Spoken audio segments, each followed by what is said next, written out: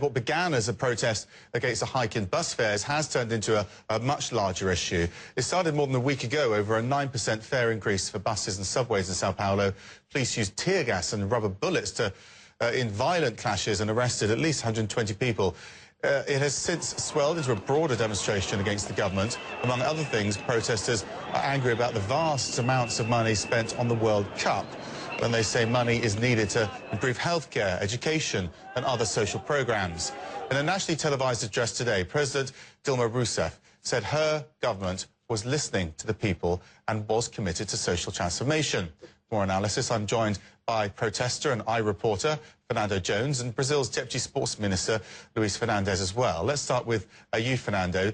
Just tell us, try to explain exactly why you're protesting. Is the World Cup too simplistic a way of looking at it, or are you talking about your economic lifestyle and the problems you've been facing? Actually, it's all about national priorities. We want health, we want education, and we want all of that to FIFA standards. You know, we can't stand it anymore. It's like, you want to give us something that we actually deserve. We pay the highest taxes in the world.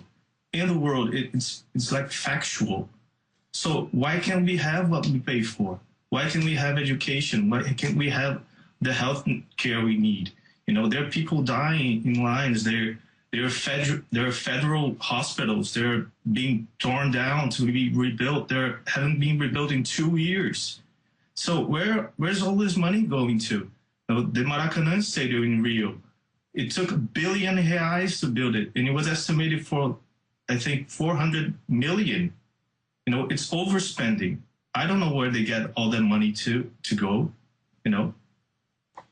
Just to mention that the pictures that we're seeing of these large demonstrations right now on air, they're actually of Sao Paulo, whilst you're in Rio. But perhaps there's something bigger here out of the government's control. Brazil had this booming economy for many years, and there's been a big bite into that this year, and things have suddenly taken a turn for the worse, linked to the global economy, linked to the American economy, and that does happen. You've had a good time, and now it's going a bit negative, so it's not necessarily the government's fault. Well, it's the government's fault if it takes 15 years to get to this point, you know. It's like no one really spoke out about this until this 20-cent thing for the fare hike, because nobody had the time to do it, and now the people are just fed up. It was the last straw, you know. It wasn't just 8 years of this government or the other government. It was every government since 1994, you know. The people can't take it anymore. Let's speak to the Minister then, Luis Fernandes. Thank you very much indeed for joining us. You've got a real problem on your hands, haven't you? Because this is a protest that started over a relatively small thing, a mundane thing, some people would say, but it's tapped into a national nerve, and suddenly you've got this groundswell of opinion expressing itself in the most extraordinary way. You've lost control of this now, haven't you? No, I wouldn't place it as loss of control. First of all, Brazil is a democratic country, and we recognize citizens' rights to freedom of expression, and that includes their right to organize whatever demonstration they want to organize in peaceful terms, to voice whatever grievance or demand they have. So, first of all, I think it's a basic democratic right. It's a constitutional right that has to be respected. I would like to separate the demonstrations, which are peaceful demonstrations, from acts of violence, which are committed by a small minority. And the acts of violence have been condemned by the demonstrators themselves. So I would think that is part of our vibrant democracy. As our reporter was saying, in Sao Paulo today, there's quite an upbeat mood, actually, and the police are standing back. You're talking about how you're listening to these demonstrators. It's pretty clear what they're saying. They're not happy with the way your government is handling the economy. So how then are you going to respond when they're talking about specific things, schools, hospitals? You need to give them a response. You don't seem to be giving them anything specific. Well, first of all, I think the demonstrations up to now, they have been very diverse. They started as a protest against hikes in transportation fares, and also due to the quality of the transportation wasn't seen as good. but they've taken on a huge array of items and topics without a clear focus.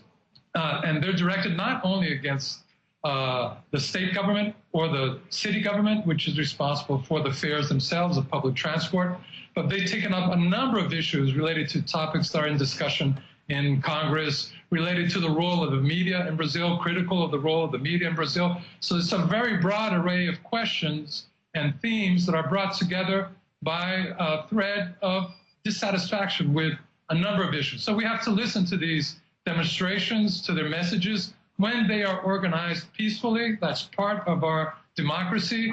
And we have to try to incorporate those grievances into public policies to deliver to these people. So we understand this as a natural democratic process. Let's talk about your specific brief, because the World Cup is something that keeps coming up. As you say, there's a diverse range of concerns here, but it all comes down to the World Cup for many people, because the amount you're spending on that and the Olympics is unacceptable when the country doesn't have the basic means of going about life. That's what they're saying. So how are you justifying these huge costs? Well, first of all, I'd like to qualify they. There's widespread support in Brazil among the population for our organization of the World Cup here in 2014, as well as for the Olympic Games in 2016. All opinion polls point into that direction. I would say there's widespread support amongst the demonstrators themselves of Brazil hosting these events. Now, Brazil is a developing country, so what we have planned is to incorporate into the opportunity of organizing the World Cup and the Olympic Games basic investments in infrastructure that specifically address a lot of the grievances that are being put forward by these demonstrations.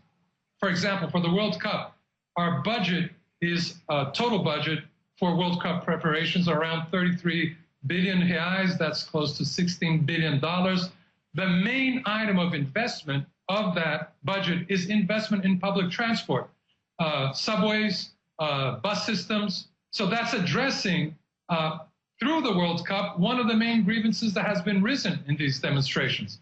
The same with health and education. There's absolutely no contradiction between organizing a World Cup and investing in health and education. On the contrary, the opportunity, the historical opportunity of organizing the World Cup have permitted us to step up investments in health, in education, in a number of areas, very diverse areas. We've been investing in qualification of people that will be working in the tourist sector for the World Cup. We've already qualified more than 120,000 workers, manual workers, and we will, and service workers that will be stepped up to 500,000 for the World Cup. I'm giving you just one small example. But our basic concern in the World Cup is to leave a lasting legacy for national and regional development in Brazil, guaranteeing social, economic, and environmental rights to our people. Minister, thank you very much indeed for joining us. We're just going to go back to Fernando now, just to get your response from that, because the World Cup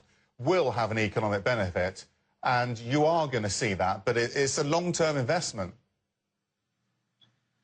Well, it's kind of a long-term investment if you look at it that way, but ask him what is the legacy of the Pan American Games. Every single structure that was built practically for the Pan American Games was destroyed for the Olympics. Nothing was reused, you know. I don't see differences in education. I don't see differences in health. I can still, you know, if they're being invested in, I don't see them. I only hear complaints. I only hear people saying that their children are being put through school and they're being graduated illiterate. You know, we'll put that back it's not Minister, simple. what did happen to the investment in those games and the promises the government made around them? Well, basically, I think there's a lot of misinformation around the organization of the World Cup and the Olympic Games. It's not true that the structures that were set up for the Pan American Games as a whole are not being used will not be used for the Olympic Games. Just to give you two very concrete examples, one of the stadiums, the athletic stadium that will be used for the Olympic Games, was built for the Pan American Games and is now under scrutiny to correct some of the design problems that happened for the Pan American Games. The Maracanã Stadium was used for the Pan American Games, and it is being used both for the Confederations Cup and the World Cup, and will be used in its new modern form for the Olympic Games. Luis Now, the Fernando, basic thank you very much. is, We do have to leave it there, but thank you very much indeed. Also, Fernando Jones, it's a good debate, and thank you very much indeed for joining us. We appreciate your time.